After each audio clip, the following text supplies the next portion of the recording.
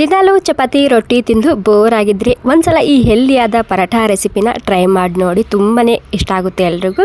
ಜೀರಿಗೆ ಹಾಕ್ಕೊಂಡಿನಿ ಮತ್ತು ಮೆಣಸಿನ್ಕಾಯಿ, ಕರಿಬೇವು ಸೊಪ್ಪು, ಒಂದು ಈರುಳ್ಳಿ ಸೇರಿಸ್ತಿದ್ದೀನಿ. ಇವಾಗ ಈರುಳ್ಳಿ ಮಿಕ್ಸ್ ಮಾಡ್ಕೊಂಡಾದ್ಮೇಲೆ ಒಂದು 3 ಟೊಮೆಟೋನ ಸೇರಿಸ್ತಿದ್ದೀನಿ. ಒಂದು ಈರುಳ್ಳಿ ಒಂದು 3 ಟೊಮೆಟೋನ ಹಾಕೋಬೇಕಾಗುತ್ತೆ. ಅದಕ್ಕೆ ಅರ್ಧ ಚಮಚ ಅಜವೈನ, 1 ಚಮಚ ರೆಡ್ ಖಾರದ ಪುಡಿ, 1 ಚಮಚ ಗರಂ ಮಸಾಲ ಹಾಕ್ಕೊತಿದ್ದೀನಿ. ಮತ್ತು ರುಚಿಗೆ ತಕ್ಕಷ್ಟು ಉಪ್ಪು ಮತ್ತು ಒಂದು ಸ್ವಲ್ಪನೇ ಅರಿಶಿಣ ಹಾಕ್ಕೊತಿದ್ದೀನಿ. ಅರಿಶಿಣ ಕ್ವಾಂಟಿಟಿ ಕಮ್ಮಿನೇ ಇರಬೇಕು, ಜಾಸ್ತಿ ಹಾಕೋಬಾರ್ದು.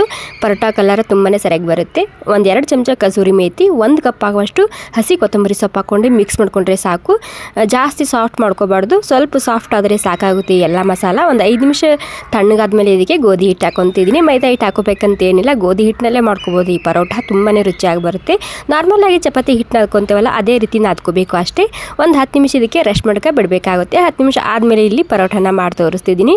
ನಾರ್ಮಲಾಗಿ ಚಪಾತಿ ಮಾಡ್ಕೊತೇವಲ್ಲ ಅದೇ ರೀತಿಯಾಗಿ ಮಾಡ್ಕೋಬೋದು. ಮೊದಲಿಗೆ ನಾನಿಲ್ಲಿ ರೌಂಡಾಗಿ ಲಟ್ಟಿಸ್ಕೊಂಡಾದ್ಮೇಲೆ ಒಳಗಡೆ ಹಿಟ್ಟು ಮತ್ತು ಸ್ವಲ್ಪ ತುಪ್ಪ ಹಚ್ಚಿ ಇದೇ ರೀತಿ ಮಡ್ಸ್ಕೊಂಡು ತೊಗೊತಿದ್ದೀನಿ. ಇವಾಗ ನಾನು ಇದೇ ರೀತಿ ಲಟ್ಟಿಸ್ಕೊಂಡು ತೊಗೊತಿದ್ದೀನಿ. ಸ್ವಲ್ಪ ದಪ್ಪನೇ ಇರಲಿ, ಜಾಸ್ತಿ ತೆಳು ಕೂಡ ಲಟ್ಟಿಸ್ಕೋಬಾರ್ದು.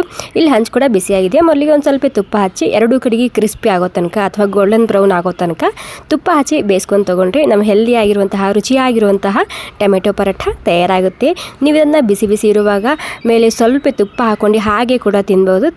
ಇದ್ರ ಜೊತೆಗೆ ಚಟ್ನಿ ಬೇಡ, ಪಲ್ಯ ಬೇಡ, ಸಾಂಬಾರು ಬೇಡ. ಸೊ ಸ್ವಲ್ಪನೇ ತುಪ್ಪ ಹಾಕ್ಕೊಂಡು ತಿಂದು ನೋಡಿ ಬಿಸಿ ಬಿಸಿ ಇರುವಾಗ. ಆಹಾ, ಪಂಚಾಮೃತದ ಥರ ಇದೆ. Okay, thank you so much.